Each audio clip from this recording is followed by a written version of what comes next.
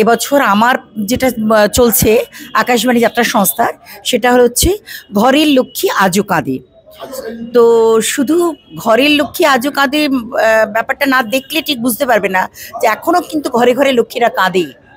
কত পালা হলো এইবার? আমাদের 85 হয়ে গেছে। 85 পালা অলরেডি কমপ্লিট।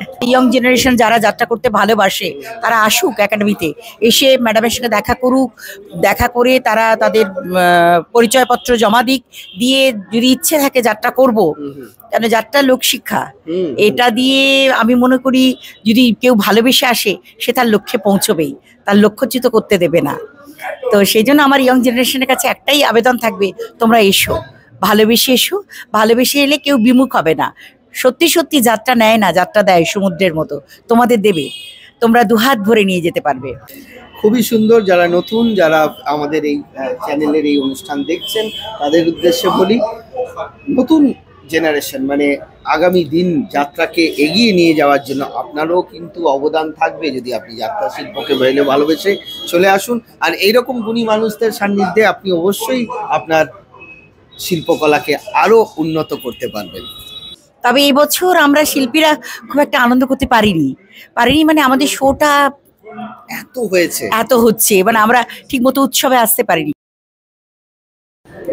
এই মুহূর্তে আমরা পেয়ে গেছি সেই স্বনামধন্য যাত্রা শিল্পী এবং এই মুহূর্তের চর্চিত একজন ডিরেক্টর পরিচালক চম্পা হালদার ম্যাডামের কাছে আমরা রয়েছি। আচ্ছা দিদি, এই যে 1431-এর যাত্রা উৎসব এবং 1431 কেমন ভাবে কাটলো? এখনো যদিও রয়েছে, মানে আজকেই শেষ, অনেকটা উৎসবের শেষ আজকে। তবে এবছর আমরা শিল্পীরা খুব একটা আনন্দ করতে পারিনি মানে আমাদের শোটা এত হচ্ছে, মানে আমরা ঠিক মতো উৎসবে আসতে পারিনি। তবে যে কটা দিন এসেছি খুব ভালো লেগেছে, ভীষণ ভালো লেগেছে। আর এই যে যাত্রা উৎসব, এরপরেই আবার আসবে ওয়ার্কশপের পালা। সেখানে দিদির একটা বিরাট বড় দায়িত্ব থাকে, কতগুলো ছাত্রছাত্রীকে সবারকে নিয়ে একটা হই হুল্লোড়ের সময়, সেই বিষয়ে এবং আগামী 1432-এর যে প্ল্যানিং, সেগুলো যদি একটু দর্শককে বলা যায়। 32-এ যে প্ল্যানিং বলতে আগামী দিনগুলো যে আসছে, আমি সবাইকে বলবো যে ইয়ং জেনারেশন যারা যাত্রা করতে ভালোবাসে তারা আসুক একাডেমিতে, এসে ম্যাডামের সঙ্গে দেখা করুক, দেখা করে তারা তাদের পরিচয়পত্র জমা দিক, দিয়ে যদি ইচ্ছে থাকে যাত্রা করব, কেন যাত্রা লোকশিক্ষা, এটা দিয়ে আমি মনে করি যদি কেউ ভালোবেসে আসে সে তার লক্ষ্যে পৌঁছবেই, তার লক্ষ্যচ্যুত করতে দেবে না। তো সেই জন্য আমার ইয়ং জেনারেশনের কাছে একটাই আবেদন থাকবে, তোমরা এসো, ভালোবেসে এসো। ভালোবেসে এলে কেউ বিমুখ হবে না।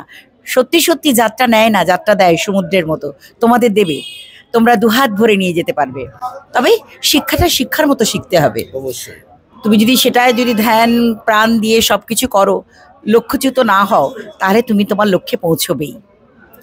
খুবই সুন্দর। যারা নতুন, যারা আমাদের এই চ্যানেলের এই অনুষ্ঠান দেখছেন, তাদের উদ্দেশ্যে বলি, নতুন জেনারেশন মানে আগামী দিন যাত্রাকে এগিয়ে নিয়ে যাওয়ার জন্য আপনারও কিন্তু অবদান থাকবে যদি আপনি যাত্রা শিল্পকে ভালোবেসে চলে আসুন। আর এইরকম গুণী মানুষদের সান্নিধ্যে আপনি অবশ্যই আপনার শিল্পকলাকে আরো উন্নত করতে পারবেন।